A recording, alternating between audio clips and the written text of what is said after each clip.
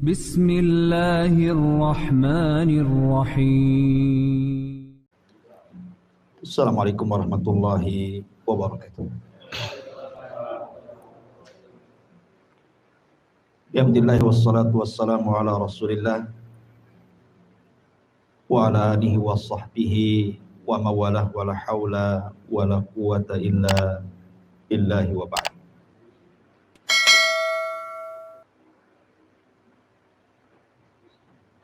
Baik, kita lanjutkan kajian kita, masih membahas tafsir daripada surah-surah pendek dalam juz amma. Dan kita masuk pada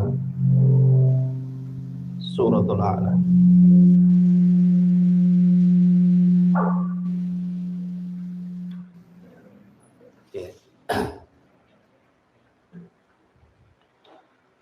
Suratul A'la ini adalah surat yang paling disukai Nabi sallallahu alaihi wasallam. Karena hampir tiap malam Nabi sallallahu alaihi wasallam selalu membaca suratul A'la. Bahkan juga Nabi sallallahu alaihi wasallam selalu membaca saat manusia berkumpul, seperti hari Jumat dan juga sholatul Id. Dan itu disebutkan dalam sebuah hadis, kana yutiru bisabbihisma rabbikal a'la. Beliau setiap malam ketika salat witir, maka beliau selalu membaca sabbihisma rabbikal a'la, kemudian qul ya ayyuhal kafirun, dan qul huwallahu ahad. Hampir setiap malam. Bahkan dalam surah atau dalam salat Id juga, Nabi sallallahu alaihi wasallam sebagian besar membaca sabbihisma rabbikal a'la dan hal ataka hadithul ghasyiyah. Bahkan Nabi sallallahu alaihi wasallam juga dibiasakan membaca setiap malam itu sebelum tidur, beliau membaca tasbih.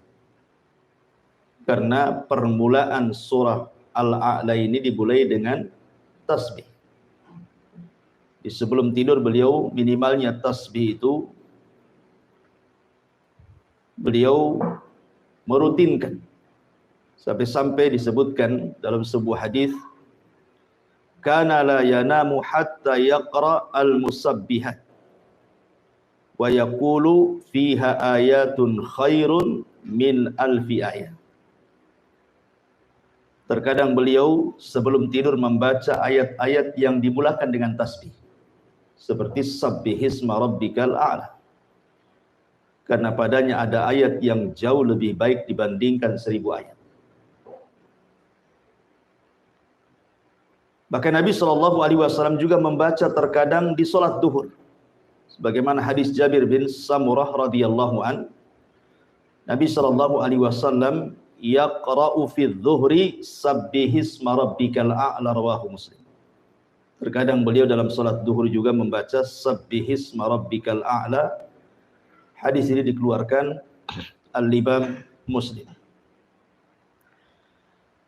Bahkan Nabi SAW ketika marah kepada Mu'adz, ketika dia mengimami kaumnya membaca Al-Baqarah, kemudian ada satu jemaahnya keluar karena tidak tahan dengan lamanya Mu'adz menjadi imam. Kemudian Mu'adz menyalahkan makmumnya dan mengatakan, engkau munafik.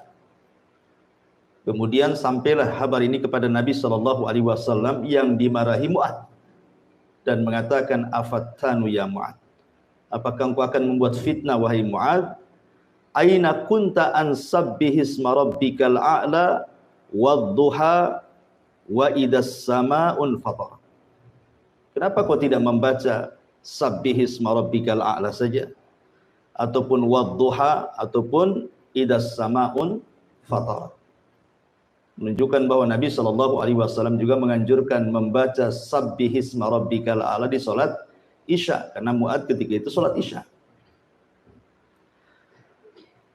Taib, dan banyak lagi hadis-hadis seputar ini. Bahkan dalam hari Jumat juga Nabi SAW dikatakan membaca Sabbihisma Rabbikal A'la dan hal ataka hadithul ghasyah yang sudah saya sebutkan. Mungkin malam ini kita akan membahas satu ayat saja, karena memang banyak pembahasannya. Tentang permulaan ayat surah Al-A'la ini bercerita tentang pentingnya sebuah tasbih. Ma'asyiral muslimin yang dimuliakan Allah Subhanahu wa taala. Tasbih itu diambil dari kata-kata at-tanzih. Tasbih itu maknanya tanzih. Tanzih itu artinya membersihkan.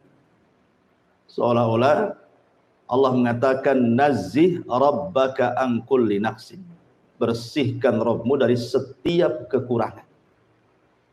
Jadi sabbihisma rabbikal a'la artinya kita diperintahkan oleh Allah Subhanahu wa taala untuk membersihkan Rabb kita dari setiap sifat-sifat yang kurang bagi Allah Subhanahu wa taala. Makanya ada sebuah kaidah yang disebutkan para ulama, kullu sifati naqsin fil makhluqi fal khaliqu aula bit tanazzuhi anha in kanat la taliqu bihi. Setiap sifat yang kurang bagi makhluk, maka bagi Khaliq Allah Subhanahu wa taala lebih utama untuk ditiadakan. Kalau bagi makhluk saja sifat itu sifat kurang, maka bagi Allah Subhanahu wa taala harus lebih dibuang lagi sifat-sifat seperti itu. Kalau seandainya sifat itu tidak layak disematkan kepada Allah Subhanahu wa taala. Kenapa? Karena tidak semua sifat yang kurang bagi makhluk itu kalau diterapkan kepada Allah ikut kurang pula.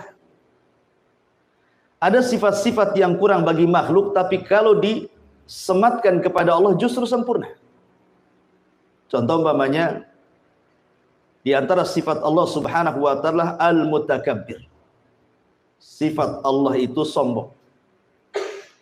Bagi makhluk sombong ini tidak bagus. Sifat yang kurang bagi makhluk. Dan orang pun tidak suka orang sombong itu. Justru orang itu suka dengan orang yang memiliki kebalikannya, tawadhu. Kalau orang tawadhu kan orang suka. Tapi kalau orang sombong kan enggak suka. Makanya Allah Subhanahu wa taala melarang. Tidak ada makhluk selain daripada Allah Subhanahu wa taala untuk menyombongkan diri. Wala tamshi fil ardi maraha. Janganlah kalian berjalan di muka bumi ini dengan kondisi sombong. Dan nanti pada hari kiamat orang-orang yang sombong di dunia itu akan dikecilkan badannya seperti seekor semut. Di tengah-tengah orang besar yang berjalan menuju Allah Subhanahu wa taala sehingga dia terseok-seok untuk menghindari kaki-kaki orang besar itu. Jadi ketika di dunia dia merasa besar, Allah kecilkan nanti pada hari kiamat, itu maksudnya. Makanya dahulu ada seorang ulama namanya Malik ibn Dinar rahimahullahu taala. Tiba-tiba di hadapannya lewat jenderal perang namanya Muhallib ibnu Abi Safra. Muhallib ibn Abi Safra, seorang jenderal perang, ma'ruf, ya, dikenal. Kata Malik ibn Dinar ini, karena cara jalannya Muhallib ini seolah-olah cara jalan orang yang sombong. Makanya kemudian ditegur, "Ma hadza?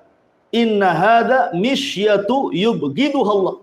Apa-apaan kau berjalan ini? Jalan seperti itu tidak disukai oleh Allah Subhanahu wa taala. Muhallib ini karena merasa jenderal, dia ngomong kepada Malik ibn Dinar, "Ala ta'rifuni?" Kamu sembarang saja ngomong kepadaku seperti itu. Tidakkah kau tahu siapa aku? Nah, gitu. Dia jenderal, satu ulama pula. Maka kata Malik ibn Dinar menasihati, bahkan aku tahu siapa dirimu dengan sebenar-benar pengenalan. Kemudian kata Muhallib mengatakan, lalu siapa aku ini? Dikiranya mungkin Malik ibn Dinar akan mengatakan, ya kau seorang jenderal, orang yang sangat dihormati dalam pasukanmu. Ternyata bukan itu kata-kata Malik ibn Dinar. Apa kata Malik ibn Dinar? Ya, aku tahu siapa kamu. Alasta antal ladzi awwaluka nutfatan nadhirah wa akhiruka jifatan qadhirah wa antal an tahmilu adharah. Bukankah engkau yang dulu terlahir dari air mani yang sangat hina, dan kelak engkau ketika mati akan menjadi bangkai yang sangat busuk, dan sekarang engkau dalam badan membawa najis yang sangat kotor. Baru dia terdiam dan dia mengatakan, al-an araftani haqqal ma'rifah. Oh, terima kasih, kau sudah mengingatkan aku siapa aku. Dari sini menunjukkan bahwa sombong itu tidak disukai Allah. Tapi kalau Allah sombong, itu sudah wajar.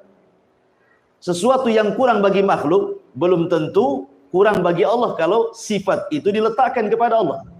Tetapi secara kaidah umum, setiap sifat yang kurang bagi makhluk kalau diterapkan kepada Allah, maka lebih kurang lagi, tidak boleh. Kecuali ada sifat-sifat yang terbalik tadi.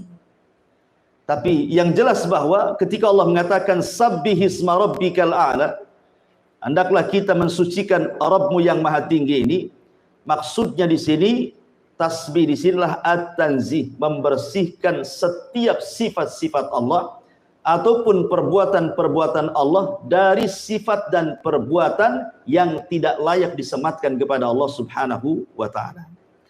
Itulah makna tasbih. Baik, ma'asyiral muslimin yang dimuliakan Allah Subhanahu wa taala. Kalau kita bicara tentang tasbih, tasbih ini banyak sekali faedahnya. Mungkin di antara kita ada yang belum tahu tentang keajaiban tasbih. Ma'asyiral muslimin yang dimuliakan Allah Subhanahu wa taala, saya akan sebutkan beberapa keajaiban tasbih. Baru kita bentangkan soal tasbih ini lebih dalam lagi. Ma'asyiral muslimin yang dimuliakan Allah Azza wa Jalla, yang pertama, tasbih itu ucapan subhanallah yasilu ila ridha, bisa mengantarkan kepada ridha Allah Subhanahu wa taala. Jadi orang yang banyak bertasbih, maka dia akan ridha hatinya. Apapun yang Allah Subhanahu wa taala ujikan kepada kita bukan hanya sekedar sabar, tapi dia bisa ridha. Karena tingkatan ridha itu tingkatan tertinggi dalam sabar. Sabar itu di bawahnya, ridha itu di atasnya. Seperti orang kena musibah.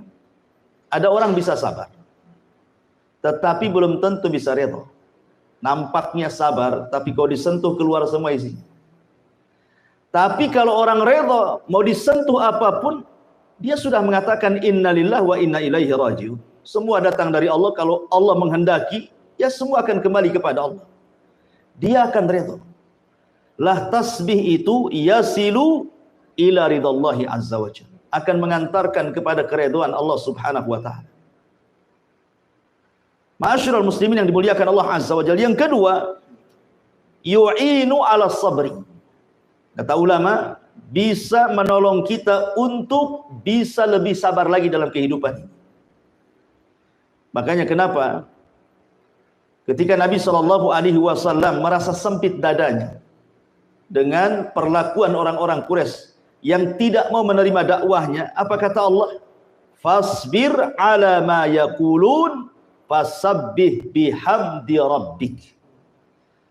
Apa kata Allah? Sabarlah terhadap apa yang mereka katakan kepadamu wahai Muhammad. Mereka mengatakan kau gila, mereka mengatakan kau penyihir, kau penyair, dan begitu seterusnya. Sabar saja, tidak perlu menjadikan sempit dadamu. Bagaimana cara melapangkannya? Fasabbih bihamdi rabbik, bertasbihlah dengan memuji nama Rabb. Dari sini menunjukkan bahwa Allah iringkan kalimat sabar dengan tasbih, menunjukkan bahwa sabar itu bisa diraih dengan tasbih. Ini dua. Yang ketiga, secara umum tasbih itu adalah zikir kepada Allah Subhanahu wa taala. Akan tetapi ma'asyiral muslimin yang dimuliakan Allah Azza wa Jalla, ternyata kalau kita melihat tentang ayat perintah tentang zikir, tasbih ini disendirikan dari zikir. Seperti Allah mengatakan, dalam surah Al-Ahzab ayat 42-43. Ya ayyuhalladzina amanu dzkurullaha dzikran katsira wasabbihuhu bukratan wa asila.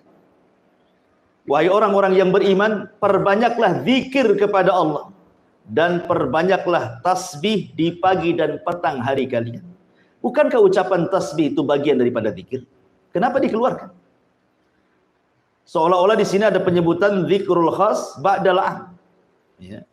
Disebutkan kalimat khusus setelah menyebutkan kalimat umum, menunjukkan bahwa tasbih itu ada keistimewaan tersendiri dari seluruh zikir yang ada.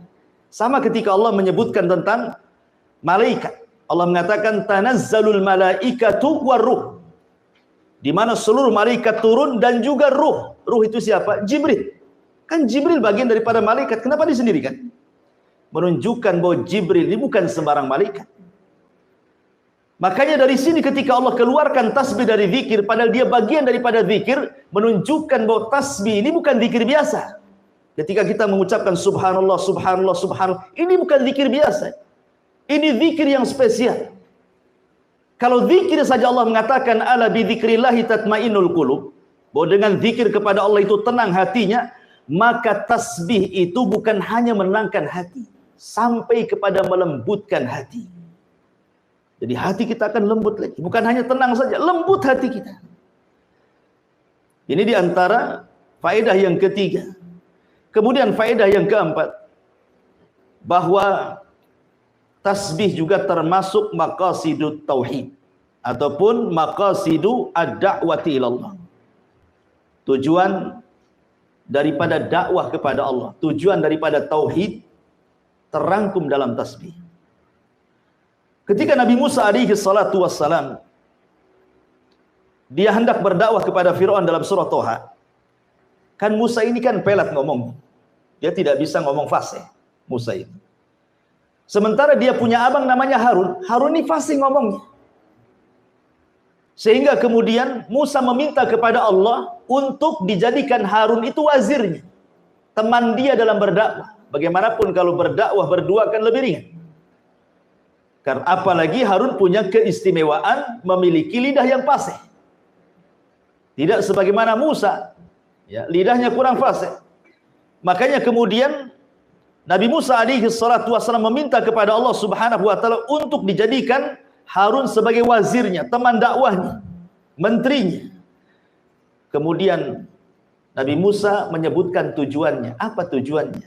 Disebutkan dalam surah Toha 33, kai nusabbihuka katsira wa nadhkuruka katsira, supaya aku bisa lebih bertasbih kepadamu ya Rabb, dan supaya aku bisa lebih mengingatmu, dengan dimasukkannya Harun dalam dakwah. Menunjukkan bahwa alasan Musa itu supaya ketika dia menggabungkan Harun kepada dakwahnya akan lebih bisa menyukseskan dakwahnya, sehingga dia bisa banyak bertasbih kembali kepada Allah dan banyak mengingat Allah Subhanahu wa taala. Maka dari sini kata para ulama, tasbih itu termasuk maqasid at-tauhid. Kemudian yang nomor 5, tasbih ini ikhwan adalah salah satu zikir yang bisa memberatkan timbangan. Dalam sebuah hadis Nabi SAW bersabda, kalimatani khafifatani ala lisani thaqilatani fil mizani habibatani ala rahman subhanallah wa bihamdihi subhanallahil azim. Kata Nabi SAW, 2 kalimat yang ringan di lisan, 2 kalimat yang ringan di lisan tapi berat dalam timbangan. Bukan hanya itu saja, dicintai Ar-Rahman, Allah Subhanahu wa taala. Kemudian Rasul mengatakan, bacalah subhanallah wa bihamdi subhanallahil azim. Dulu pernah saya ceritakan, ada seorang syekh bercerita tentang seorang kakek. Kakek ini dia orang awam, bukan ulama, bukan thalabatul ilmi, orang awam. Tapi dia rajin ke masjid untuk sholat. Jadi suatu hari Tiba-tiba setelah sholat wajib, dia mendekati imam. Kemudian mengatakan, ya imam, ajarkan kepadaku satu ajaran yang diajarkan Nabi kepada kita, biar aku bisa mengamalkannya. Tiba-tiba imam sholat ini kaget kan itu. Tapi dia teringat dengan hadis ini. Dia mengatakan, kalau begitu dengarkan Nabi SAW bersabda kalimatani khafifatani ala lisani thaqilatani fil mizani habibatani ala rahmani subhanallah wa bihamdihi subhanallahil azim. Langsung ditangkap hadis ini, kemudian langsung dihafal sama kakek ini. Kemudian dia pulang. Subhanallah. Dia hanya menghafal satu hadis ini, tapi dia dakwahkan, dia amalkan, dan dia dakwahkan hadis ini kepada semua manusia yang dijumpai dia. Datang ke kondangan kawin, dia ngomong di hadapan orang, Nabi bersabda, ada dua kalimat yang ringan di lisan, berat dalam timbangan, dicintai Ar-Rahman, katakan subhanallah wa bihamdihi subhanallahil azim. Masuk ke pasar, dia ceramah di hadapan orang-orang pasar, orang pasar, ada dua kalimat ringan di lisan, berat dalam timbangan, dicintai Ar-Rahman, katakan subhanallah wa bihamdihi subhanallahil azim. Ketemu orang di jalan ngomong begitu. Pokoknya setiap ketemu orang dia sampaikan hadis ini. Antum melakukan seperti ini? Yang ada malu antum. Tiba-tiba Allah takdirkan kakek ini jatuh sakit gara-gara ditabrak mobil. Masuk dia ke rumah sakit. 3 hari dia koma. Hari ketiga dia sadar. Kemudian keluarganya senang. Ketika dia sadar, yang pertama dipanggil bukan keluarganya. Aina dokter? Mana dokter? Oh, dokter langsung dipanggil, sibuk tuh dokternya. Kata dokter sambil pegang tangannya, iya kek, saya dokter. Kata kakek ini, ya dokter, Nabi bersabda, 2 kalimat ringan di lisan, berat dalam timbangan, dicintai Ar-Rahman, katakan dok, subhanallah wa bihamdihi subhanallahil azim. Kemudian dia mati. Dia akhiri kematiannya dengan subhanallah wa bihamdihi subhanallahil azim. Memberatkan timbangan dia. Karena tasbih ini ikhwatu fiddin, sekali lagi banyak keistimewaan. Ini baru sedikit yang saya ceritakan, masih banyak. Jadi dia bisa memberatkan timbangan dan dicintai Allah Subhanahu wa taala. Ingat, kalau Allah mencintai kita, apa yang terjadi? Nadahu Jibril. Allah akan panggil Jibril. Apa kata Allah? Ya Jibril, inni uhibbu fulana. Aku suka dengan si fulan. Maka Jibril mengatakan, ketika Allah mengatakan, ya Jibril, aku suka dengan si fulan, maka kau juga harus suka. Jibril langsung panggil semua malaikat. Dan mengatakan, wahai malaikat-malaikat Allah, Allah suka dengan si fulan, kalian juga harus suka dengan si fulan itu. Hanya mengucapkan kalimat subhanallah wa bihamdihi subhanallahil azim. Luar biasa. Ya. Kemudian ma'asyiral muslimin yang dimuliakan Allah Azza wa Jalla. Subhanallah, kalimat tasbih ini bisa menolak takdir Allah Subhanahu wa taala. Ajaib. Ya. Bisa menolak takdir. Disebutkan di dalam surah Al-Anbiya, ketika Allah Subhanahu wa taala bicara tentang kisah Nabi Yunus. Ketika Nabi Yunus alaihi salatu wassalam, dia lari dari kaumnya karena merasa tidak beriman dengan dakwahnya, akhirnya dia murka, kemudian ingin mencari daerah baru. Padahal belum diizinkan Allah. Tiba-tiba dia keluar, kaumnya pula tobat. Yunus tidak tahu. Ya. Ketika dia naik kapal, tiba-tiba kemudian kapal itu entah berantah berhenti sendiri di tengah lautan, terombang-ambing ombak. Kalau seandainya beban-beban kapal tidak diturunkan, maka akan terjungkirlah kapal itu dengan bahtera.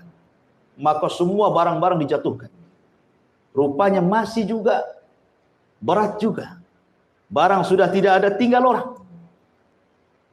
Akhirnya mereka pun saling mengundi siapa yang berhak untuk mencemplungkan dirinya supaya jangan mati semua. Maka setelah diundi, rupanya yang keluar Nabi Allah Yunus. Maka orang-orang tahu siapa Yunus. Jangan engkau, yang lain saja. Dikocok lagi, tapi Yunus lagi yang keluar. Akhirnya Yunus sudah tahu bahwa ini adalah sudah takdir dia. Maka Yunus pun kemudian menerjunkan diri, rupanya sudah dihantar ikan besar dan melahapnya. Dan Yunus pun harus tinggal di perut ikan dengan 3 kegelapan.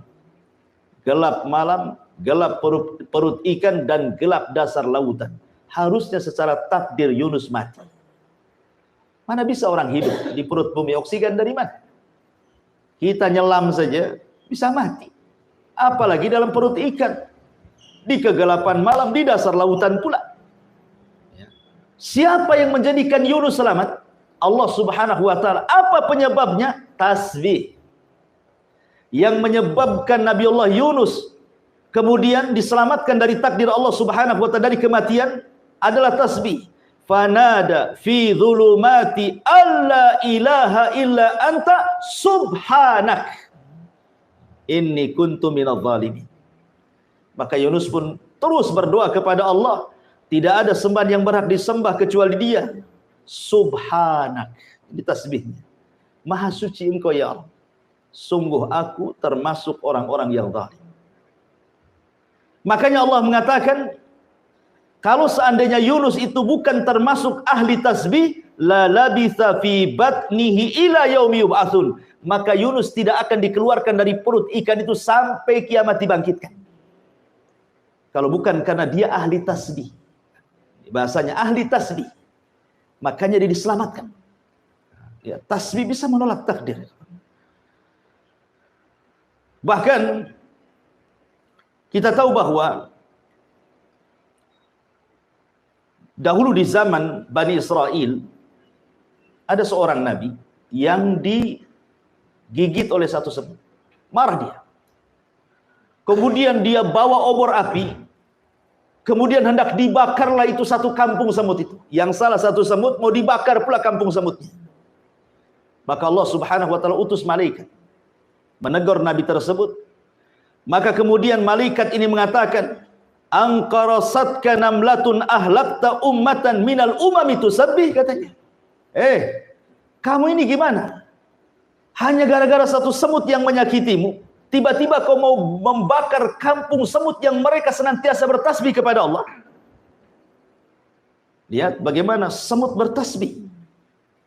Makanya para talabatul ilmi, seperti antum ini sedang belajar, seluruh hewan-hewan lautan yang ada di perut lautan dan semua hewan-hewan semut yang ada di dalam lubangnya, mereka memintakan ampun kepada Allah Subhanahu wa ta'ala untuk kehadiran kita di majelis ta'lim, karena mereka umat yang bertasbih.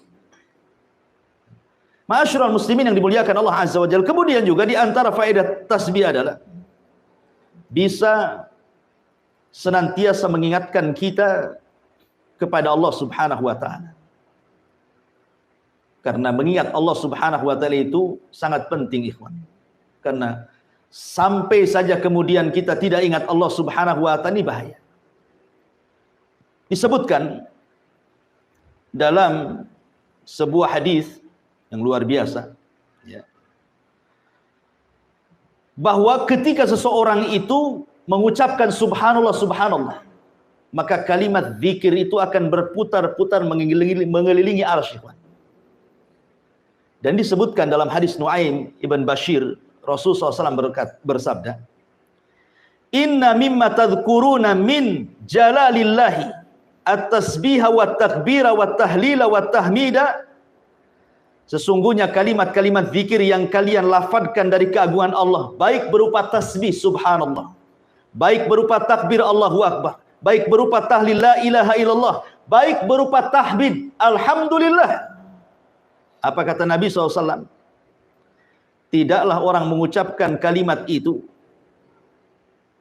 tidaklah seseorang di antara kalian suka bila ada amalan-amalan yang senantiasa disebutkan di sisi Allah Subhanahu wa ta'ala, maka kalimat tasbih, kemudian takbir, kemudian tahlil, kemudian tahmid, mereka akan berputar-putar haulal arsy lahunna dhawi kadawawi nahli. Kata Nabi SAW, maka kalimat itu akan berputar-putar mengelilingi arsy Allah dan kalimat-kalimat zikir tersebut mengeluarkan suara seperti suara lebah menyebut-nyebut nama orang yang sedang menyebut-nyebut nama Allah di sisinya. Nah, jadi kita diingatkan terus dengan Allah dengan zikir itu. Jadi kalimat itu akan berkeliling-keliling. Kalau antum baca subhanallah, maka kalimat ini akan naik ke langit. Kalau antum membaca alhamdulillah, la ilaha illallah, kalimat-kalimat ini akan berputar-putar di arasy. Kemudian akan menyebut-nyebut nama orang yang sedang berzikir di hadapan Allah, mengingatkan kita kepada Allah. Bahkan yang lebih hebat lagi, kalau antum memperbanyak tasbih, satu kalimat tasbih itu seolah-olah antum telah berimpak dengan gunung emas.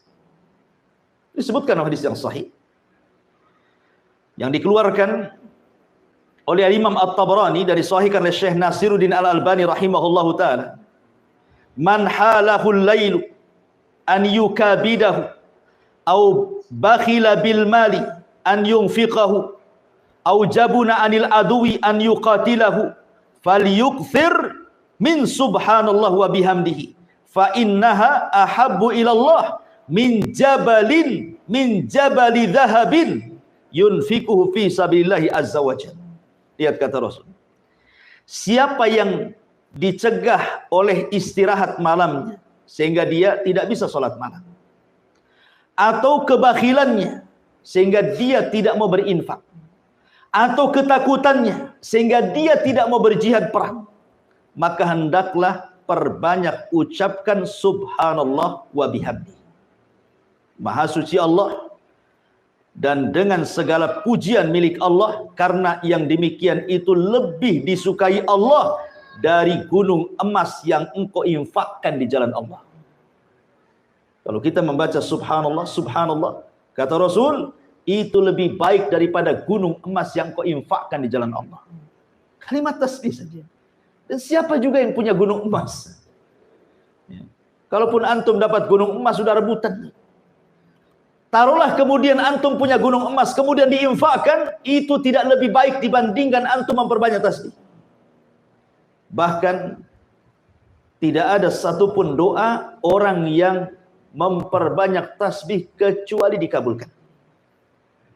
Di zaman Imam Ahmad ini ketika dia keluar dari penjara sudah tua, ya kan? Karena dia kan bolak-balik masuk penjara Imam Ahmad.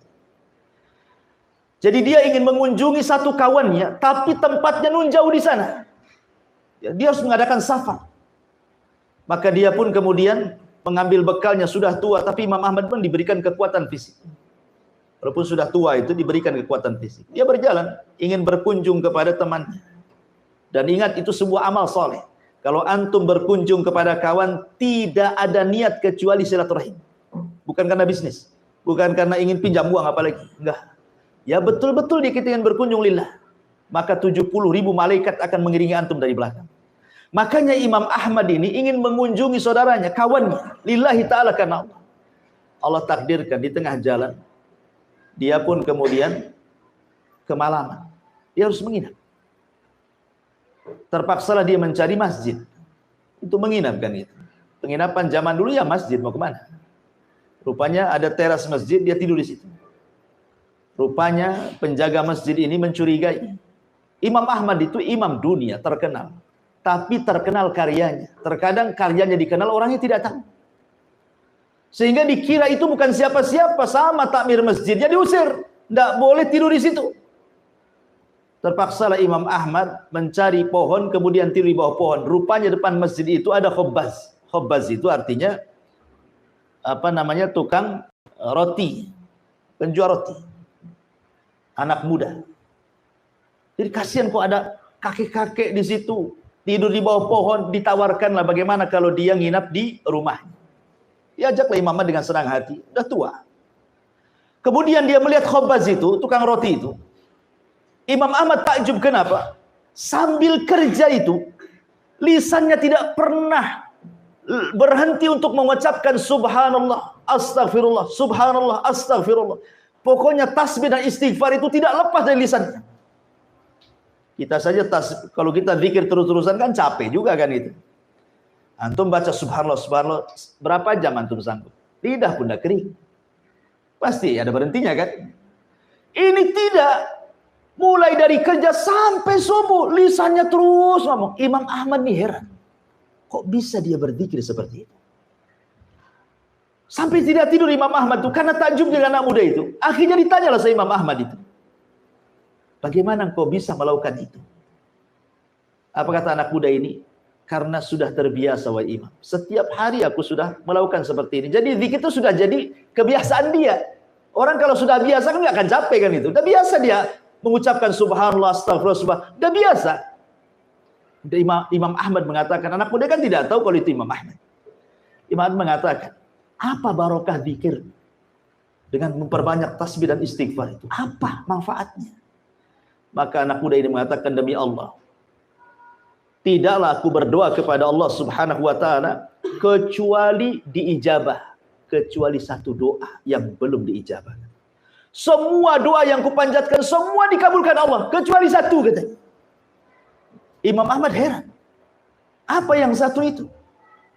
Maka anak muda ini mengatakan begini, wahai fulan, wahai bapak tua, sesungguhnya aku sangat mencintai seorang alim min ulama'i dunia. Dia sedang dipenjara sekarang.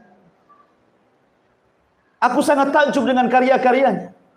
Aku ingin belajar kepadanya, tapi karena kesibukanku aku tidak bisa menjumpai dia. Jadi Imam Ahmad heran, siapa orang yang kau jadikan panutan itu sehingga kau menjadi ahli ibadah seperti ini kan? Anak muda ini mengatakan namanya Ahmad ibn Hanbal. Rupanya di situ Imam Ahmad. Kata Imam, demi Allah, doamu sudah dikabulkan Allah Subhanahu wa taala. Aku adalah Ahmad ibn Hanbal. Itulah buah barokahnya dengan memperbanyak zikir kepada Allah kan. Cita-citanya dikabulkan oleh Allah Subhanahu wa taala. Jadi kalau antum punya cita-cita belum dikabulkan, perbanyak zikir, perbanyak tasbih, istighfar, tahlil, tahmid. Insyaallah siapa yang ingat Allah, maka Allah ingat kita. Siapa yang lupa dengan Allah, Allah pun lupa dengan kita. Udzukurullaha yadhkurukum. Ingatlah Allah, Allah ingat kalian. Ma'asyiral muslimin yang dimuliakan Allah Azza wa Jalla. Kemudian juga di antara faedah tasbih adalah mukaffiratul dzunub, bisa menggugurkan dosa. Kita ini setiap hari ikhwan, dengan adanya medsos di depan saya ini, setiap hari antum berdosa mata antum. Setiap hari. Entah berapa kali mata antum memandang aurat itu di handphone itu. Baik di YouTube, baik di IG, baik di Facebook kan gitu ya. Terkadang baik di TikTok, ada yang men-TikTok kan. Kita sering niatnya itu tujuannya mungkin dengar berita. Entah kenapa tiba-tiba nampak pula ada gambar-gambar sur gitu kan. Beritanya ditinggalkan, itu pula yang ditengok. Boleh jadi tidak ditengok tapi sekilas pandang. Itu dosa kecil. Tapi kalau setiap hari kan bisa besar itu. Karena tidak ada dosa kecil yang ditumpukan kecuali jadi besar. Dan tidak ada dosa besar kalau antum digempur dengan istighfar kan begitu. Kata Nabi SAW, man qala subhanallah wa bihamdi mi'ata marratin huttat khotoyahu wa in kanat mithla zabadil bahri wa fi riwayatin akthar min zabadil bahri. Siapa yang mengucapkan subhanallah wa bihamdihi 100 kali dalam sehari, maka Allah Subhanahu wa taala akan hapuskan dosa-dosanya, walaupun dosa antum itu sebanyak buih di lautan atau lebih banyak daripada buih di lautan. Berbiasa ikhwan. Siapa yang bisa menghitung buih lautan? Tidak ada yang bisa menghitung buih lautan. Bahkan kata Rasul, lebih banyak daripada buih lautan. Seandainya dosa kita lebih banyak dari buih lautan, tetap diampuni. Tentu yang dimaksud di sini dosa-dosa kecil maksudnya. Bukan dosa-dosa besar, karena dosa besar harus dengan taubatan nasuha. Tapi kan setiap hari kita memandang aurat. Antum ke pasar, antum di jalan, lihat wanita-wanita itu. Kan nampak auratnya. Entah tertampak, entah keenakan nampak. Nah, macam-macam kan orang itu. Kalau tak cantik mungkin ya tertampak lah. Kalau cantik makin ditampak-tampak. Gitu ya kan. Betapa banyak dosa kita setiap hari, yang dari handphone, yang di dunia nyata, yang di pasar, yang di mall. Nah ini kan dosa kecil. Makanya Umar bin Khattab tadi saya sudah katakan tidak ada dosa kecil kalau dikumpulkan ya besar juga gitu maksudnya. Tapi itu bisa dihapuskan dengan memperbanyak tasbih. Subhanallah wa bihamdi. Subhanallah wa bihamdi. Ya. Ma'asyiral muslimin yang dimuliakan Allah Subhanahu wa taala. Kemudian juga lebih daripada itu bahwa tasbih ini sebab mendapatkan rizki Allah Subhanahu wa taala. Jadi orang akan mudah mendapatkan rizki Allah Subhanahu wa taala disebabkan dengan memperbanyak tasbih. Nabi Zakaria, mungkin sebagian antum sudah dengar ceritanya. Dia berdoa kepada Allah Subhanahu wa taala untuk meminta anak. Dia sudah tua, istrinya mandul. Ketika dia melihat Maryam dalam mihrabnya memperbanyak zikir kepada Allah Azza wa Jalla dan beribadah, kemudian tiba-tiba dapat karomah, ada makanan, maksudnya buah-buahan di musim dingin pula ada di musim panas, atau ada buah-buahan di musim panas pula ada di musim dingin. Kata Zakaria, kalau ini terjadi kepada Maryam, bukan mustahil Allah pun bisa memberikan keturunan kepadaku. Akhirnya kemudian Zakaria mulai meniru Maryam. Apa itu? Memperbanyak ibadah di mihrabnya. Seraya berdoa kepada Allah agar minta diberikan keturunan. Allah kabulkan, Allah kabulkan. Kemudian ketika datang malaikat memberi kabar bahwa dia akan memiliki keturunan dengan nama yang tidak ada sebelumnya, yang diberi nama oleh dia, namanya Yahya. Zaman itu nggak ada Yahya, kecuali Zakaria saja yang memberi nama Yahya. Kalau sekarang banyak Pak Yahya, di mana-mana ada Pak Yahya. Dulu nggak ada nama Yahya kecuali putra Zakaria saja. Kemudian Nabi Zakaria mengatakan, qala rabbi ij'al li ayah. Ya Rabb, sekarang berikan tanda-tandanya. Kalau memang aku akan punya turunan. Seperti apa tanda-tandanya? Maka Allah mengatakan, qala ayatuka alla tukalliman nas salasata ayyamin illa ramza. Tandanya kalau istrimu hamil, maka tiba-tiba kau akan bisu. Kau tidak akan bisa ngomong selama 3 hari. Kau hanya bisa mengisyaratkan dengan mata, dengan telinga, dengan dahi, dengan tulisan. Pokoknya kau akan susah ngomong. Kalau engkau kemudian merasa susah bicara dan itu selama 3 hari, itu istrimu lagi hamil. Itu tandanya. Kemudian di ujung ayat Allah katakan apa? Wadhkur rabbaka katsira wasabbih bil ashiyyi wal ibkar. Maka ingatlah terus Rabbmu dan banyak-banyaklah bertasbih di waktu pagi dan petang. Kata ulama tafsir, di antara sebab dikabulkannya Nabi Zakaria punya keturunan karena dia memperbanyak tasbih dan zikir. Ya, ini rizki, sesuatu yang mustahil bagi kita kan?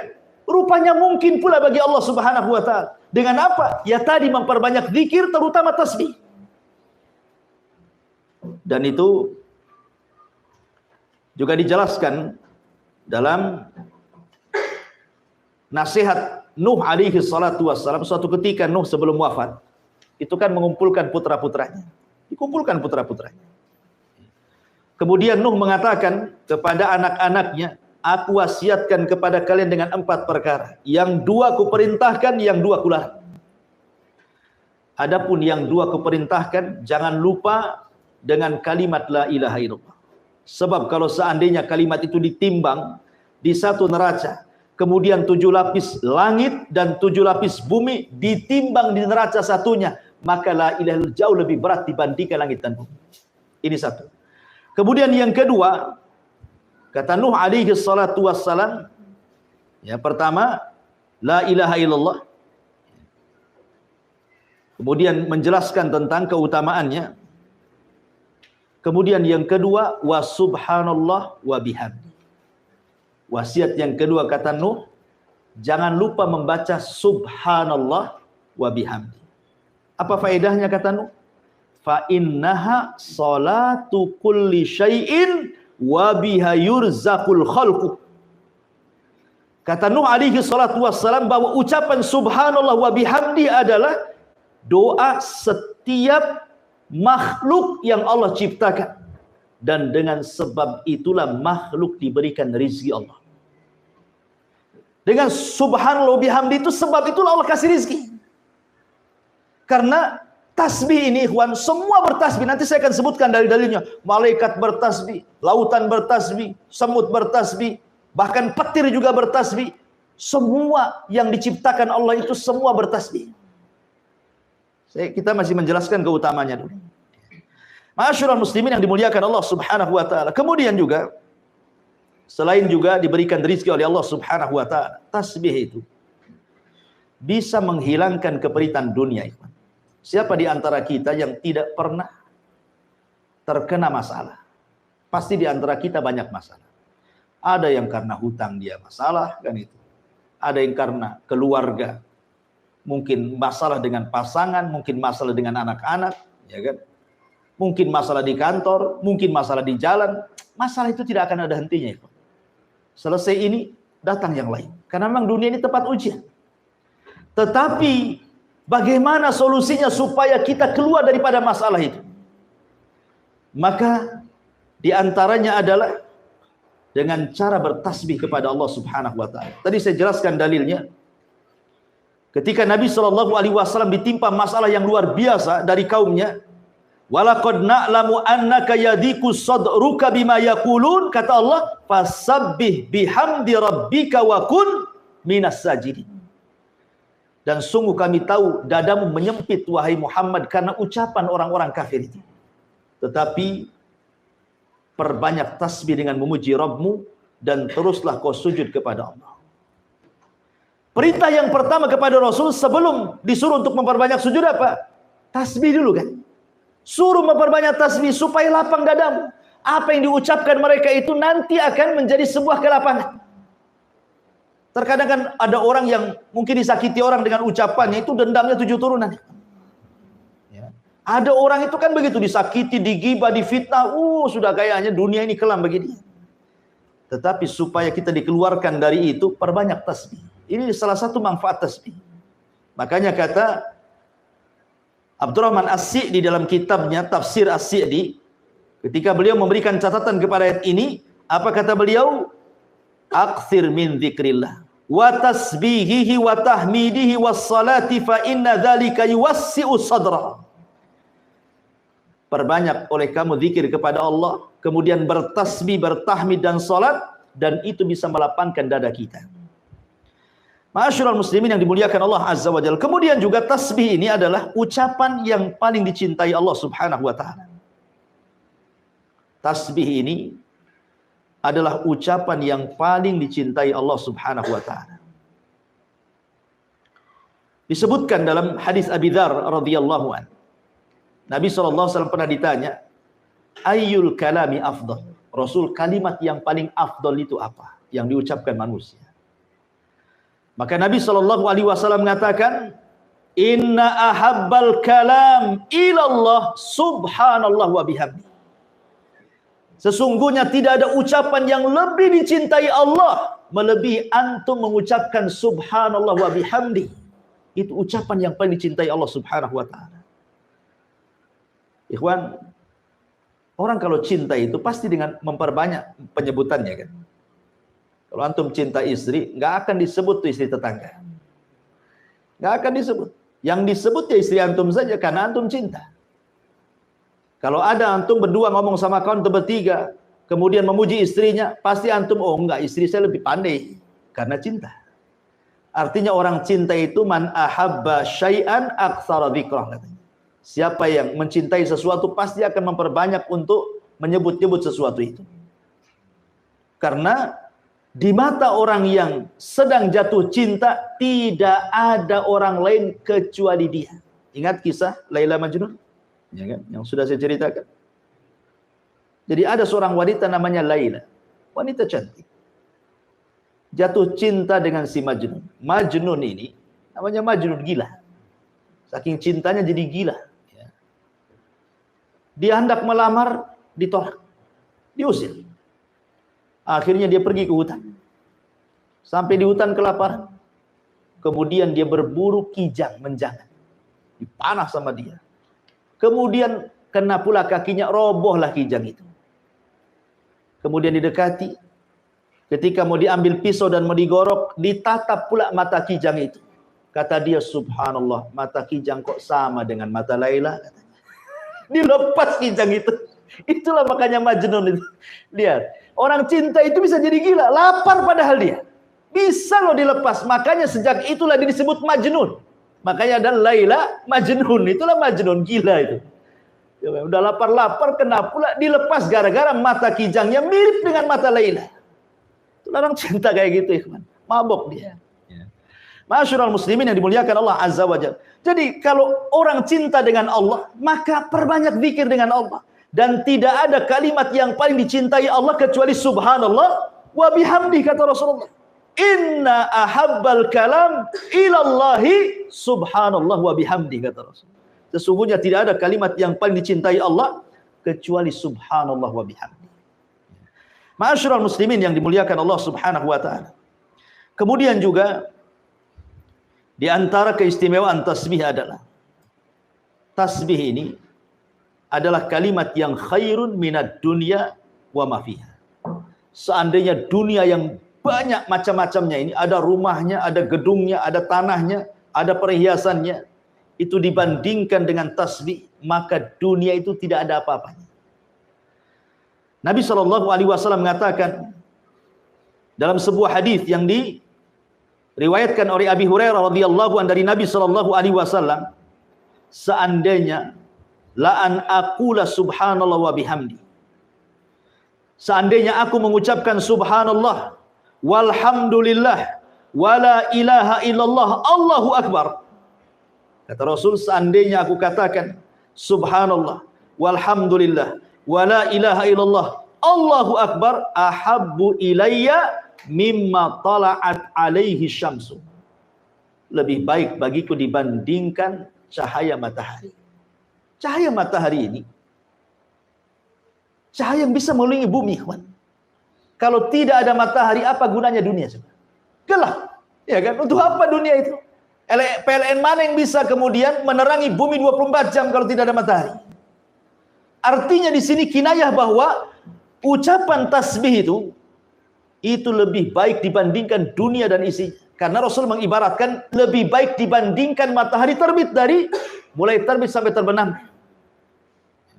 Kemudian juga di antara keutamaan tasbih adalah tasbih itu simatu ahlil iman. Itu ciri orang yang beriman kepada Allah Subhanahu wa taala, sebagaimana disebutkan dalam surah Nur ayat 36-37. Fi buyutin adinallah an turfa wa yudhkar fiha ismuhu yusabbihu lahu fiha bil ghudwi wal asar. Di rumah-rumah yang Allah izinkan untuk diangkat, maksudnya di masjid-masjid, diizinkan oleh Allah untuk diangkat namanya, kemudian disebut-sebut namanya dengan cara zikir, yusabbihu lahu fiha bil ghudwi wal asar. Maka orang-orang yang beriman senantiasa mereka bertasbih di pagi dan petang hari mereka. Menunjukkan bahwa tasbih, orang yang mempunyai tasbih itu bagian daripada simatu ahlil iman, ciri orang yang beriman kepada Allah Azza wa Jalla. Ma'asyiral muslimin yang dimuliakan Allah Azza wa Jalla, termasuk juga di antara keutamaannya adalah kasbu hasanatin katsiratin fi awqatin yasiratin. Membaca subhanallah bihamdihi ini sama dengan antum berniaga, modalnya kecil tapi untungnya besar. Modalnya mungkin 100.000, untungnya pula 100 juta. Enak gak tuh? Enak lah. Untuk bisnis modalnya cuma 100.000, untungnya pula 100 juta. Mana ada perniagaan yang seuntung ini? Lihat kata Nabi SAW dari hadis Sa'd bin Abi Waqqas radhiyallahu anhu. Kami duduk-duduk bersama Nabi SAW. Apa kata Rasul? Ayak jazu ahadukum an yaksiba kulla yaumin alfa hasanah. Lemahkah kalian dalam setiap hari kalian mendapatkan 1000 kebaikan? Sahabat berpikir, macam mana 1000 kebaikan? Kalau sholat 1000 kali sholat, siapa yang tahan? Kalau puasa 1000 hari, ini kan hitungannya 1 hari. Puasa macam mana puasa? Ya harus 1000 kali puasa kan gitu ya. Jadi pandangan para sahabat seolah-olah harus banyak ibadah untuk mendapatkan 1000 kebaikan itu. Kemudian sahabat ini bertanya, Bagaimana caranya? Dalam satu hari kita mendapatkan 1000 kebaikan itu. Maka Nabi SAW mengatakan, yusabbih mi'ata tasbihatin fayuktab lahu alfa hasanah. Cukup engkau bertasbih 100 kali, maka dicatat di sisi Allah 1000 kebaikan. Bayangkan bandingannya. Kita cuma 100 kali, tapi balasannya 1000. Ibaratnya saya contohkan tadi, antum modalnya 100.000, dapatnya pula juta-juta kan begitu. Ini menunjukkan juga keutamaan apa? Membaca subhanallah wa bihamdihi, tasbih kepada Allah. Dan yang terakhir, bahwa kalau ingin menanam tanaman di sorga, kita ingin nanam sekarang ya di sorga, apa bisa-bisa. Dengan cara apa? Kata Nabi SAW, man qala subhanallah wa bihamdi ghurisat lahu bihi nakhlatun fil jannah. Barang siapa yang mengucap 1 kali saja subhanallah wa bihamdi, itu antum sudah menanam 1 pokok kurma di sorga. Padahal pokok kurma ini antum punya 1 saja di samping rumah, berbuah, viralnya luar biasa. Ya kan? Boleh jadi antum pagar, siapa yang nengok suruh bayar. Itu ya kan? Ya. Itu 1 pokok kurma berbuah lagi. Ini kurma sorga, jangan dibandingkan dengan kurma dunia. Jadi kalau kita ingin bercocok ladang di sorga itu, perbanyak zikir. Karena itu girasnya. Cara menanamnya itu dengan cara zikir. Kita akan diberikan tanaman macam-macam tuh ya, di sorga kelak, dan semua bermanfaat bagi kita. Ma'asyiral muslimin yang dimuliakan Allah Azza wa Jalla, ini di antara keutamaan tasbih. Baik. Tasbih ini juga diajarkan oleh Nabi SAW dalam beberapa tempat yang harus kita baca. Seperti contohnya dalam solat saja. Dalam iftitah solat itu ada juga lafaz yang diajarkan Nabi SAW, subhanakallahumma wa bihamdika wa tabarakasmuka wa ta'ala jadduka wa la ilaha ghairuka. Itu salah satu juga doa iftitah kan. Selain Allahumma ba'id baini wa baina khotoyaya kan. Wajjahtu wajhali alladzi fataras samawati wal ardh, atau yang lainnya. Lah salah satunya adalah subhanakallahumma wa bihamdika wa tabarakasmuka wa ta'ala jadduka wa la ilaha ghairuka. Di sini Allah memulai, Rasul mengajarkan dengan membacakan 1 tasbih di permulaannya. Subhanakallahumma, maha suci engkau ya Allah.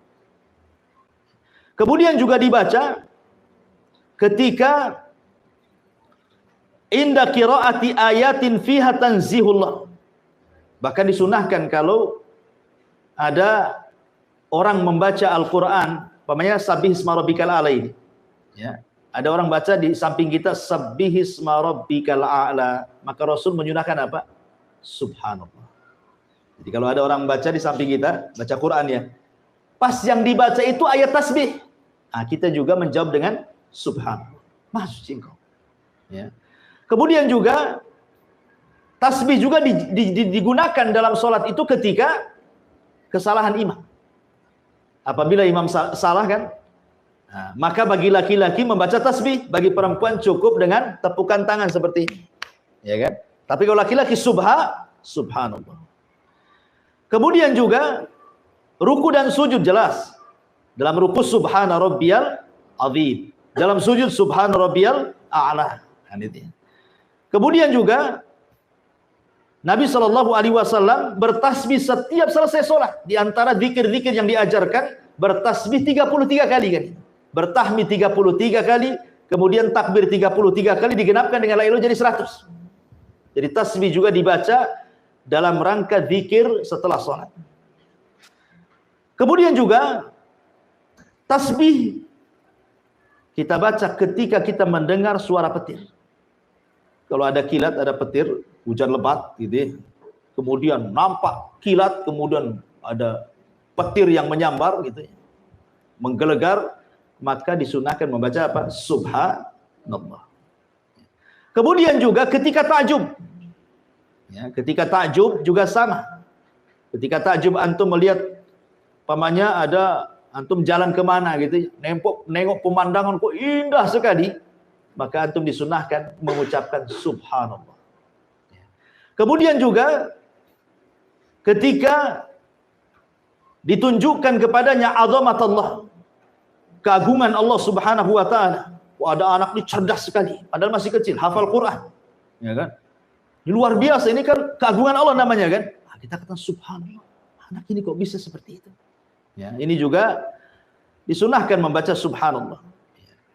Termasuk juga subhanallah dibaca ketika sebelum tidur. Berapa kali? 33 kali. Sebagaimana nasihat Nabi SAW kepada Ali radhiyallahu dan Fatimah kan. Ketika Fatimah meminta pembantu kepada Nabi SAW, ketika itu Rasul kan baru pulang dari perang, dapat pula tawanan budak. Lah Fatimah ingin minta satu, karena dia lelah. Dia cari kayu sendiri, dia masak sendiri, pokoknya lelah, anak pula banyak gitu ya. Dia ingin pembantu. Tapi Rasul mengatakan, wahai Fatimah, wahai Ali, maukah ku ajarkan beberapa kalimat, baca sebelum tidurmu, itu lebih baik daripada pembantu. Kemudian kata Rasul, tasbihlah 33 kali. Tahmidlah 33 kali, takbirlah 34 kali. Baru kau tidur. Itu lebih baik dibandingkan engkau mendapatkan pembantu. Nah, coba antum praktekkan ke istri antum. Kalau istri antum kelelahan, bang, cari pembantu. Sini. Ya. Nabi ngomong, ada kalimat lebih baik dibandingkan pembantu. Milih mana? Kira-kira milih mana? Milih dua-duanya banget. gitu. Taib. Kemudian juga disunahkan ketika intibah minan naum. Ketika seseorang terbangun dari tidur juga disunahkan membaca subhanallah. Kemudian juga disebutkan juga ketika al-istiwa ala al-markub. Antum naik di atas kendaraan, antum baca subhanallah. Bahkan ketika antum berjalan di kendaraan, kalau menanjak antum disuruh takbir, Allahu Akbar. Ya. Kalau nurun disuruh tasbih subhanallah. Semua maha suci Allah Subhanahu wa taala. Termasuk juga indal kusuf, indal qarab ya, ketika salat gerhana, ketika sedang banyak kesulitan, tadi sudah saya jelaskan, termasuk juga selesainya majelis ta'lim. Apa doanya? Subhanakallahumma bihamdika asyhadu an la ilaha illa anta astaghfiruka wa atubu ilaik. Wassalamualaikum warahmatullahi wabarakatuh. Enggak, belum selesai. Ya. Jadi intinya bahwa itu juga termasuk disuruh tasbih. Ya, setelah antum baca majelis tasbih. Justru dengan tasbih itu, karena kita tidak tahu, mungkin kalau antum begini kan tidak aktif ya, pasif saja ngomong. Tapi kalau antum berkumpul di luar, ngobrol di warung, ya berempat berlima gitu, kan saut-sautan. Terkadang kan ada kumpul itu dalam rangka rapat, dalam rangka main-main saja, dalam rangka kumpul-kumpul. Terkadang adalah kalimat-kalimat itu yang menyinggung. Kita tidak tahu, entah ketika ngobrol itu tahu gibain orang, ya, tahu-tahu menghina orang. Makanya supaya antum keluar dari majelis itu tidak punya dosa, nah itulah ada namanya kafaratul majlis. Maka disebut kafarah itu untuk menghilangkan dosa di majelis itu. Karena kalau orang sudah bermajelis itu macam-macam omongannya di situ kan. Entah tidak sadar ngomongin orang, menghina orang, entah yang di situ pula tersinggung kan. Maka sebelum pergi baca ya kafaratul majlis supaya keluar itu sebagaimana masuk yang tidak punya dosa. Jangan pula masuk tak punya dosa, keluar pula banyak dosa gitu maksudnya. Makanya ada namanya kafaratul majlis. Lah kafaratul majlis itu salah satu kandungannya adalah tasbih. Karena dimulai dengan tasbih itu. Menunjukkan, dan tadi saya sudah katakan bahwa tasbih itu bisa menggugurkan dosa. Ma'asyiral muslimin yang dimuliakan Allah Subhanahu wa taala. Baik. Kemudian kalau kita melihat di dalam Al-Qur'anul Karim, tasbih ini Allah Subhanahu wa taala sampai menyebut dalam tatanan bahasa Arab, ada yang dalam bentuk fi'il madhi, ada yang dalam bentuk fi'il mudhari, ada yang dalam bentuk fi'lul amr, ada juga yang dalam bentuk masdar. Coba bayangkan, semua kata kerja ada. Ya. Contoh umpamanya, kata kerja yang fi'il mudhari umpamanya ya. Contohnya banyak dalam Al-Qur'an seperti yusabbihu lillahi ma fis samawati wa ma fil ard. Yusabbihu lillahi ma fis samawati wa ma fil ard al-malikul quddus. Ya kan dalam surah Al-Jumu'ah. Allah mulai dengan fi'il mudhari yusabbih. Ataupun dengan kalimat masdar. Subhanakallah. Subhanallah. Itu masdar artinya. Seperti Allah Subhanahu wa taala mengatakan la ilaha illa anta subhanaka inni kuntu minadh dhalimin. Atau dalam bentuk fi'il madhi, sabbaha lillahi ma fis samawati wal ardi wa huwal azizul hakim, surah Al-Hadid. Atau dalam bentuk perintah seperti yang kita sedang kaji ini, sabbih, ya, itu perintah namanya kan, sabbih, bertasbihlah engkau. Lihat bagaimana Allah Subhanahu wa taala sampai-sampai menyebutkan kalimat tasbih dalam Al-Quran itu banyak sekali. Ada yang mengatakan sampai 900 kali kalimat tasbih diulang-ulang dalam Quran itu. Saking banyaknya, saking pentingnya kalimat tasbih. Sampai ada dalam bentuk fi'il madhi, fi'il mudhari, fi'il amr, ada juga dalam bentuk masdar gitu ya. Karena saya katakan tadi keutamanya sudah saya jelaskan secara global tadi. Ya. Baik. Kalau kita melihat tentang alam semesta ini, bagaimana Allah Subhanahu wa taala menjelaskan bahwa semua makhluk itu bertasbih kepada Allah. Allah bertasbih untuk dirinya. Sebagaimana Allah mengatakan dalam surah As-Saffat ayat 180, Subhana rabbika rabbil izzati amma yasifun. Di sini Allah bertasbih kepada dirinya sendiri. Ya. Kemudian para malaikat bertasbih. Yusabbihuna al-laila wan nahara la yafturun. Malaikat itu bertasbih siang dan malam, tidak bosan. Jadi tasbih itu ucapan malaikat. Zikirnya malaikat setiap hari. Siang malam tidak berhenti. Kemudian juga tasbih juga adalah ucapan para nabi. Seperti umpamanya Nabi Musa ketika meminta untuk melihat Allah. Apa kata Musa? Angdur ilaika ya Rabb. Tolong tampakkan wajahmu kepadaku ya Rabb.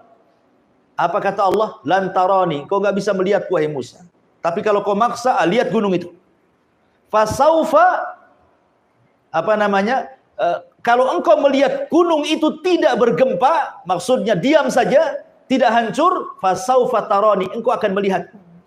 Falamma tajalla rabbuhu lil jabali ja'alahu dakka. Allah katakan ketika Allah betul-betul menampakkan kepada gunung Sainai itu, hancur gunung batu itu. Fasara Musa sa'iqam. Musa pun terpental kemudian pingsan. Setelah dia bangun, apa kata Musa?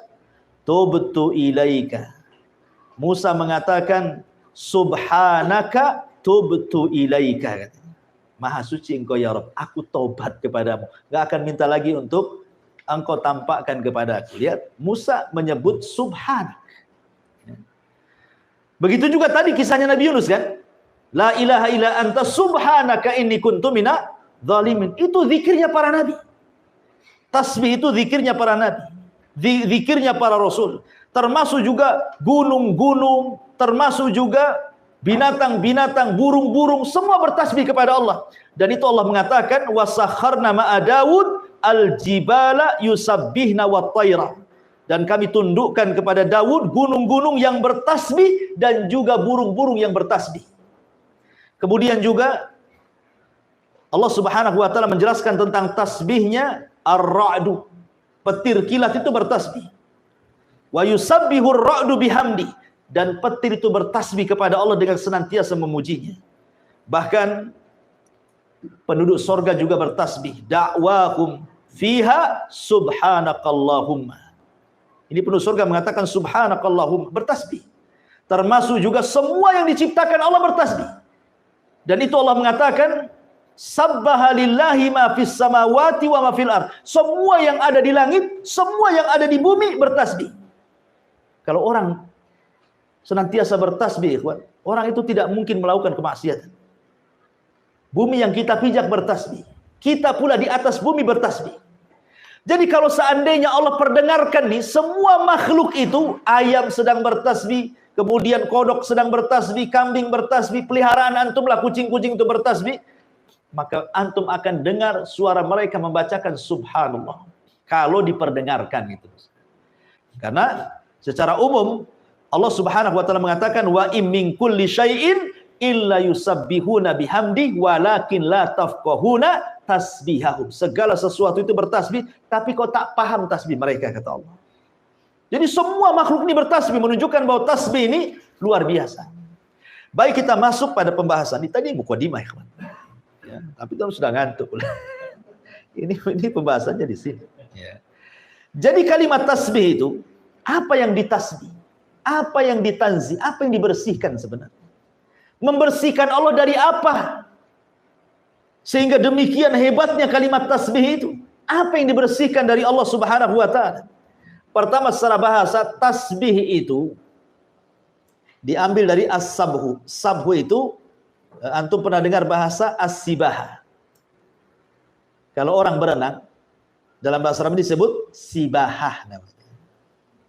Itu renang. Jadi, sabhu itu artinya taharrak, gerak. Kalau disebut sabbaha fil ma, artinya dia sedang renang. Kalau sabbaha fil hawa, artinya dia sedang terbang. Kalau sabbaha fil ardi, artinya dia sedang masya, berjalan. Jadi sabbaha itu artinya gerak. Bergerak. Ketika lisan kita bergerak-gerak dan isinya adalah tanzihulillah, berusaha membersihkan Allah dari setiap sifat-sifat yang kurang, berarti kita sedang bertasbih. Ya, menggerakkan kalimat subhanallah, subhanallah, subhanallah, begitu maksudnya. Dan membersihkan Allah itu dari 4 perkara. Kenapa kita harus bertasbih? Karena ada 4 perkara yang harus kita bersihkan dari Allah. Pertama, membersihkan zatnya. Kita bersihkan Allah secara zatnya dari setiap sifat yang tidak layak untuk disematkan kepada Allah. Dari setiap sifat yang tidak layak disematkan kepada Allah, maka kita bersihkan. Ya, ini satu. Yang kedua, kita bersihkan baik secara zatnya, yaitu zatnya ya. Kemudian yang kedua sifatnya. Kemudian yang ketiga nama-namanya. Dari apa? Jangan sampai kita memberi nama yang bukan nama Allah. Nanti kalau antum berdoa nggak akan dikabulkan. Seperti antum mau perlu dengan saya. Nama saya kan Abu Humairah. Antum panggil pula Abu Hurairah. Abu Hurairah, saya nggak akan nengok. Nama saya bukan Abu Hurairah, nama saya Abu Humairah. Kan itu. Itu manusia kalau dipanggil bukan namanya aja nggak nengok tuh. Sekarang antum manggil-manggil Allah, antum salah manggil, maka ini akan bermasalah. Karena nama-nama Allah itu tauqifiyah, ikhwan, terima jadi. Nama Allah itu sudah baku. Yang 99 nama itu sudah baku. Bukan berarti kemudian cuma 99 nama. Ini yang kita ketahui 99 nama itu. Nama Allah itu banyak, hanya Allah yang tahu. Tetapi nama Allah itu baku sifatnya. Tidak bisa dirubah. Ya. Tidak bisa dirubah. Sehingga ketika baku dan tidak bisa dirubah, berarti jangan salah sebut, gitu maksudnya. Kalau antum salah sebut, nanti salah manggil. Kalau antum salah manggil, nggak akan dikabulkan doanya. Maka bersihkan nama-nama Allah dari salah sebut dari namanya. Makanya penting itu menghafal Asmaul Husna itu. Supaya jangan salah sebut. Ya kan? Kemudian yang keempat, kita bersihkan dari perbuatannya. Berarti ada 4. Kita membersihkan Allah dari zatnya. Jangan sampai disamakan dengan berhala-berhala selain daripada Allah. Yang kita lihat berhala-berhala selain daripada Allah itu karena mereka bisa dilihat, akhirnya bisa berkomentar kan.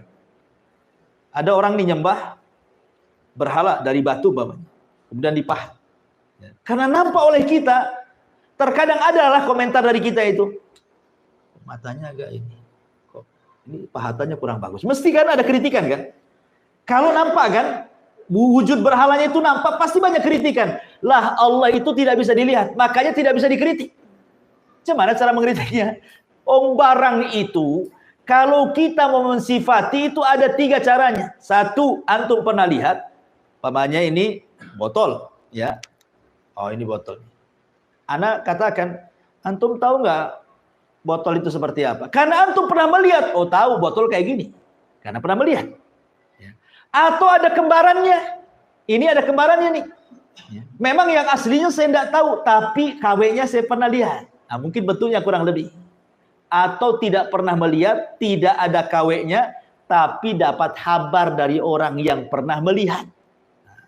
Sekarang kita terapkan dengan Allah, ya kan? Siapa yang pernah melihat Allah? Tidak ada. Berarti tidak bisa kita terima. Kemudian, ada nggak orang yang pernah melihat kembarannya Allah? Mustahil Allah punya kembar. Bagaimana caranya? Paling tinggi yang ketiga, kita mengenal Allah dari orang yang Allah utus sebagai nabinya, yang diberitahu tentang sifat dan nama-namanya. Rasulullah. Hanya itulah kabar tentang Allah dari Rasulullah. Makanya ketika kita bicara tentang nama dan sifat bagi Allah, tetapkan nama itu sebagaimana yang Allah tetapkan dalam Al-Quran, atau sebagaimana yang Rasul tetapkan dalam hadis. Begitu juga sifat-sifatnya, dengan tidak mentashbih menyerupakan, dengan tidak mentakib membagaimanakan, dengan tidak mentaktil menghapus, dan begitu seterusnya. Itulah akidah ahli sunnah. Jadi kita bersihkan termasuk perbuatan Allah. Dan perbuatan Allah itu dua. Perbuatan Allah itu dua. Tidak lepas daripada al-fadlu dan al-adlu. Allah itu kalau berbuat sesuatu kepada hambanya, imma al-fadlu, imma al-adlu. Apa itu fadlu? Apa itu al-adlu? Kalau dia bermuamalah dengan orang-orang kafir, maka Allah bermuamalah dengan cara al-adlu, keadilan. Kalau dia bermuamalah dengan orang-orang yang beriman, maka Allah akan bermuamalah dengan cara al-fadlu. Fadlu itu dengan cara Allah lebihkan dengan rahmatnya. Makanya ketika orang-orang kafir, kenapa Allah ciptakan surga?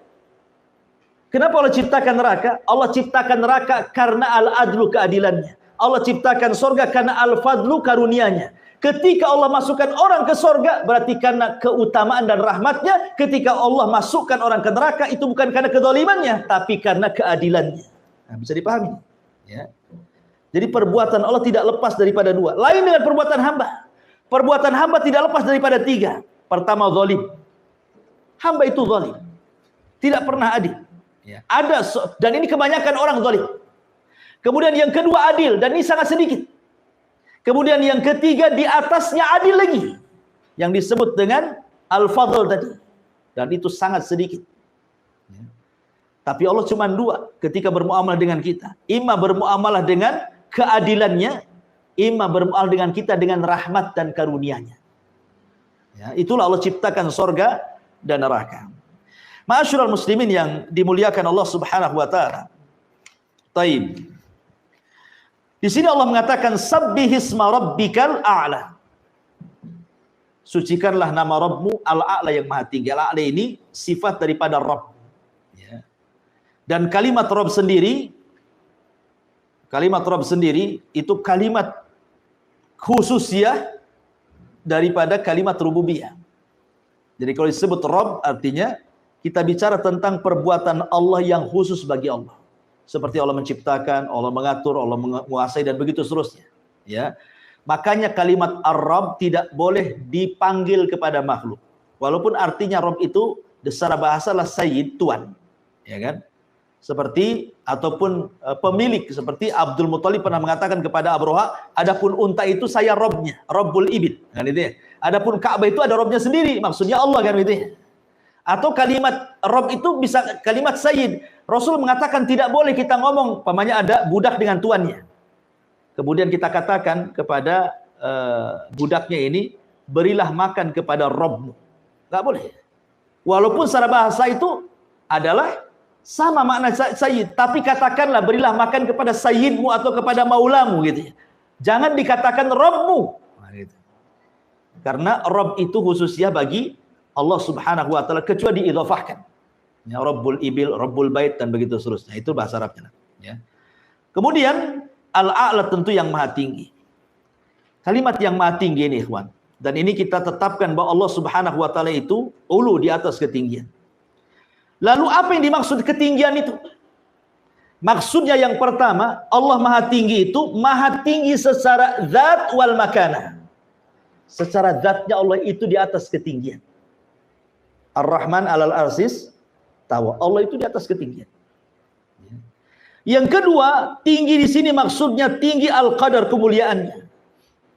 Maksudnya kemuliaan ini tidak ada yang semisal dengan Allah Subhanahu wa taala. Laisa kamitsli syai'un wa huwas samiul basir. Kemudian yang ketiga, tinggi qaharnya. Apa qahar itu?